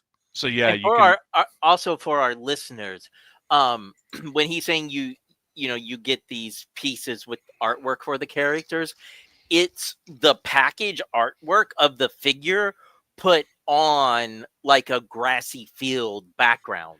Shipwreck's hat looks nuts on this one. Yeah. But even if I used my O-ring figures for it, I would be staring at those game pieces, because to have that artwork is this was an awesome find. I think it was $20 if I'm remembering correctly. That's well worth it. Phenomenal. But I'll be taking a closer look at this in the near future on the Needless Things YouTube channel, because it's awesome, and it's, like I said, it's something I didn't really know about and I didn't have as a kid, so it's going to be fun discovering everything about it. All right, Kristian, what you got? Okay, so jumping back to a comment that Rekship made, reminded me of something that was bugging me, like I said, during the Marvel Legends panel, and that is a lot of talk from Hasbro about toy photographers. Oh, Angry Kristian, here we go. Yes, we are a part of the hobby. I absolutely consider myself a toy photographer. I enjoy it. Yes, there are things that I look for, such as like the extra hands that come with the Viper, that I think, ooh, that's going to be really great for. Oh, real quick, before Tom Henry goes, If anybody didn't catch it earlier, if you want to join the Audible Army Facebook group, send your email to Audible Interlude Podcast at Instagram, and we'll get you into the group. Sorry, Kristian, go ahead. No, you're fine. But to me, there is a big difference when you are presenting your new wave of action figures. There's a big difference between saying, ooh, we can't wait to see what the toy photographers do with this, like Lenny does in a lot of the Joe live streams. And we specifically are doing this with this figure because of toy photographers. I don't want you designing figures based off of what you think photographers want. I want you to make a good figure. Make, to use one of Dave's favorite phrases, make stuff that's toyetic. If you make an awesome figure, we're going to take pictures of it. Even bad figures are probably, somebody out there likes them. But if you constantly are repeating that, ooh, we're giving it this accessory and this accessory and this accessory, and 90% of those accessories, in my mind as a toy photographer, I'm going, I could care less about this because this is like the 10th version of this exact figure. You're just changing the accessories. It's the Simpsons Malibu Stacy. Oh, she comes with a new hat. I don't want that. Make a cool figure. Don't shift this adult stuff. You don't and lump want us them in with to admit toy they're photographers. doing that. Because we've been talking about for years here on the show that they are very clearly designing things with toy photographers in mind because they're such a Sure. critical part of the hobby now. You just don't want to hear that they're doing that. Yes. Yeah. It just really started to bug me because I'm like, well, it feels like pandering. Because I watched that live stream, and I get what you're saying. It felt like they were saying, toy photographers, you guys, this is just for you. We didn't make this wave for people that like Marvel versus Capcom. We made this wave for toy photographers. Right. I Which, don't want by to the hear way, that. If Lenny and Emily were to start doing that on the G.I. Joe live streams, I would feel the exact same way. I feel this way about all, and you all know, I am a consumerist at heart, but with all of my media, with all of the collecting that I do, make a good product and we'll buy it. You could make the most amazing set for toy photographers with the cheapest plastic and accessories that break, and I'm going to say I don't want it.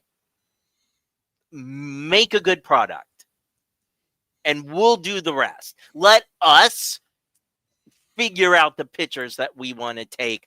Don't tell us that here's what we made for you to do your thing with. And that's it.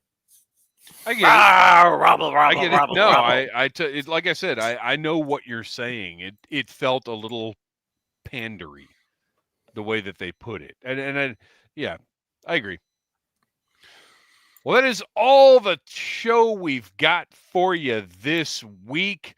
We have had a great time hanging out. We appreciate every single one of you. Once again, I will say, if you would like to join the Audible Army Facebook group, send your email address, message it to Audible Interlude Podcast on Instagram. We will get you in the group. We'll send you out an invitation.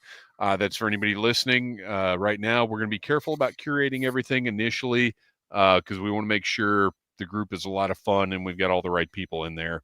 Our music is by Andy Sanford of electricminnowmusic.com. Follow us also on Blue Sky at Audible Interlude Podcast. Noel, why don't you tell us a little bit about The Finest? The Finest is an international G.I. Joe costuming club, and we raise money for a wonderful organization called Canines for Warriors. There will be a Finest booth at Joe Fest, so go by there. They're going to have a lot of fun stuff set up, and you'll be able to, chat about some Joe, pick up some cool exclusive pieces of swag, and donate some money to a great cause. And Kristian, where can we find that toy photography that you do so well? You can find me on Instagram and Blue Sky under the name Legion Cub. And I just want to shout out to what a lot of the chat is saying out there to our listeners. Like and subscribe. If you're watching us right now, smash that like button. If you're That's watching right. us in repeat, the like button. The algorithm doesn't know, doesn't care. But like, Yeah, and you got to subscribe. tell the algorithm. And this is a good way to do it. Mr. Yes. Mad Gus. You guys have a new fan in Mr. Mad Gus. Hey, thanks for hanging out. We appreciate it. And if you're going to be at Joe Fest, we will be there live August 20th through the 22nd in Augusta, Georgia. Friday at 5 p.m., Troublemaker screening. Friday night, double secret bootleg panel. Saturday morning at 10 a.m., the kickoff panel. Hopefully, we will see tons of you there. Next live stream, probably going to be a week from today, because I would imagine the Hasbro Pulse live stream is going to have enough for us to cover. And then another live stream on June the 16th. Lots going on in Yo Joe June.